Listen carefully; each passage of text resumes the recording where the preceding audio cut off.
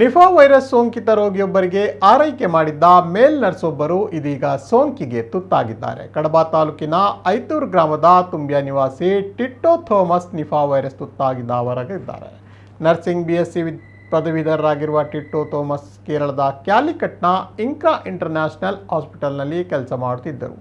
2023ರ ಸೆಪ್ಟೆಂಬರ್ನಲ್ಲಿ Nipah virus ಸೋಂಕಿತ ರೋಗಿಗೆ ಆರೈಕೆ ಮಾಡಿದ 2 ತಿಂಗಳ ಬಳಿಕ ಟಿಟ್ಟೋ ಥೋಮಸ್ ಅವರಿಗೆ ಅನಾರೋಗ್ಯ ಕಾಡಿತ್ತು. ಬಳಿಕ ಚಿಕಿತ್ಸೆಗೆ ಒಳಗಾಗಿದ್ದ ಅವರು ಕೋಮಾಕ್ಕೆ ಜಾರಿದ್ದು ಕಳೆದ 8 ತಿಂಗಳಿನಿಂದ ಕೋಮಾದಲ್ಲೇ ಇದ್ದು ಚಿಕಿತ್ಸೆ ಪಡೆಯುತ್ತಿದ್ದರೂ ಯಾವುದೇ ಸುಧಾರಣೆ ಕಂಡು ಬಂದಿಲ್ಲ. ಈಗಾಗಲೇ ಟಿಟ್ಟೋ ಥೋಮಸ್ ಅವರ ಚಿಕಿತ್ಸೆಗಾಗಿ ಆಸ್ಪತ್ರೆಯೇ ಸುಮಾರು 40 ಲಕ್ಷ ಭರಿಸಿದ್ದು ಇನ್ನೂ ನಿಭಾಯಿಸುವುದು ಕಷ್ಟ ಎಂದು ಆಡಳಿತ ಮಂಡಳಿ ಹೇಳಿದೆ.